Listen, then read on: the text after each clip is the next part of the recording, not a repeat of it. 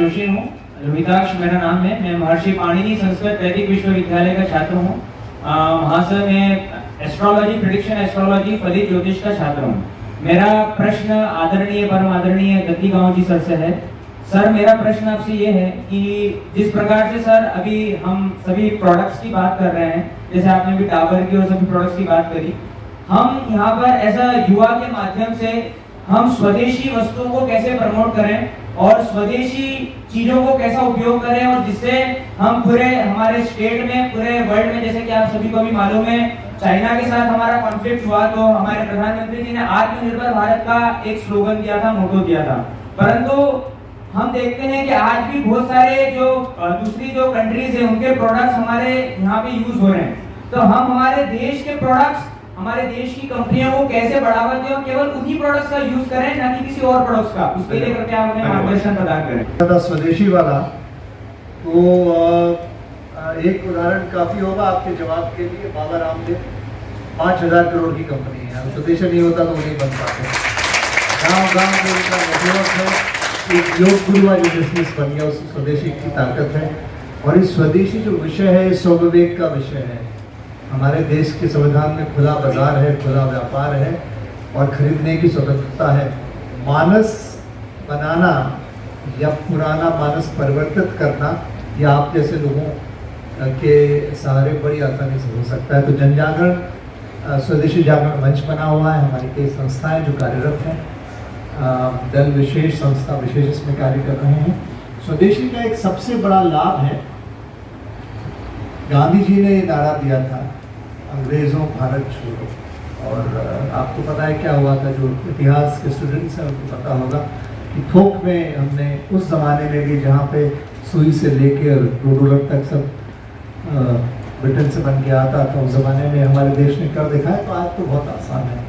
तो ये आपका एक विषय। उसमें फिर WTO जैसी संस्थाएं होती हैं, तो उनके कुछ नियम से देश का अनुबंध होता है, तो कुछ यूनिफॉर्मिटी ग्लोबल रहती है, लेकिन ये हम कर सकते हैं और हमने करा भी है। पूर्व में भी जनजाति समाज की बात करी, ट्राइबल की बात करी।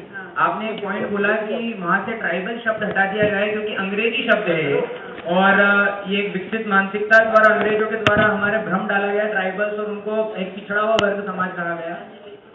तो जनजाति समाज आज हमारे बीच में भारत का ये गौरव है। और मुख्यतः जनजाति समाज में अगर हम देखा जाए तो भगवान श्री राम ने जनजाति समाज की मदद से ही आज रावण और लंका में विजय प्राप्त करी, जनजाति समाज की मदद से। तो उसी प्रकार से जनजाति समाज आज वहाँ पे आसाम शहर में, आसाम पूरे स्टेट में, आसाम में मुख्य दर्जा प्राप्त है जनजाति समाज को लेकर ही आसाम को।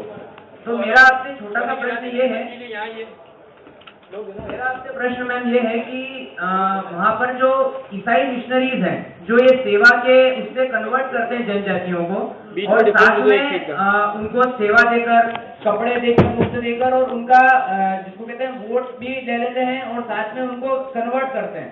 तो इसमें हमारी क्या रूपरेखा वहाँ चल रही है और क्या हमारा ग्राउंड वर्क पे क्या काम चल रहा है जिससे जनजाति समाज आज हमारे जो कल्चर से जुड़े रहें, हमारे राष्ट्र से जुड़े रहें, और ये जो कुत्सित मानसिकता चल रही है उसके लिए हमारे लिए क्या चल रहा है? ये मेरा प्रश्न है आपसे। बहुत बढ़िया प्रश्न। थैंक यू अपने ये सवाल का। मैं जवाब दे देती हूँ।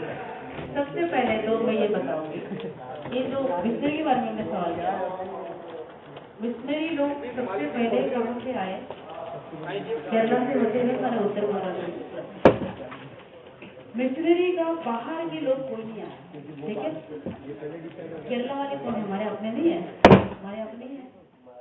Maximum 90 to 100% nun, father, priest सब पहले केरला से है, थे। आज से क्या है, वो लोग ट्राइबल लोग जोड़ने के लिए वो लोग आते। और सबसे पहला शिकार कौन होता है? जनजाति समाज। जहाँ जहाँ जनजाति, वहाँ वहाँ मिशनरी। मिशनरी को मैं डायरेक्टली ब्लेम भी नहीं करूंगी। मिशनरी ने कुछ एजुकेशन भी देके अच्छा भी किया है।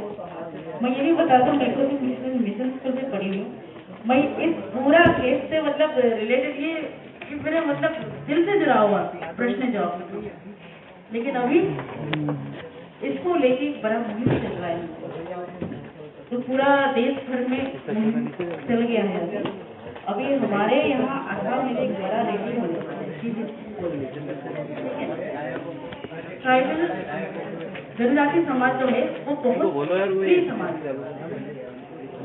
सरकार ने इतना मेहनत करके हम लोग को संरक्षित रखने के लिए इतना कुछ स्पेशल क्राइटेरिया में डाल के रखा है।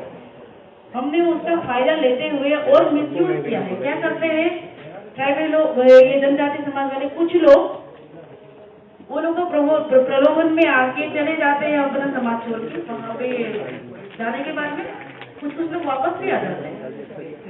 वो लोग डबल स्टेटस का फायदा लेते हैं। एक तो माइनॉरिटी का फैसिलिटी लेते हैं, दूसरा एससी ट्राइबल का फैसिलिटी लेते हैं। इसी को लेके आज की डेट में जो जनजाति समाज है जागृत हो चुकी है। बड़ा रैली होने वाले कुछ दिन में हम सरकार के सामने ये डिमांड रखने वाले हैं कि जो लोग हमको छोड़ के, हमको मतलब नकार के चले गए हैं, वो पूरी तरह से चले जाए, लेकिन हमारे नाम पे और फायदा नहीं है। तो डीलिस्टिंग बोल रहे हैं, इसको डीलिस्ट करना है हमको। जो ये क्रिप्टोज है, ये जो इधर भी नहीं डुअल स्टेटस का फायदा उठा रहे हैं, इसको डीलिस्ट करना है। हमारी जनजाति समाज से, ट्राइबल समाज से डीलिस्ट कर देंगे। इससे क्या फायदा होगा? एक फायदा होगा कि जितने भी हैं वो नेक्स्ट टाइम जाएंगे नहीं, और जो चले गए हैं उनको अगर वापस ट्राइबल में आना है।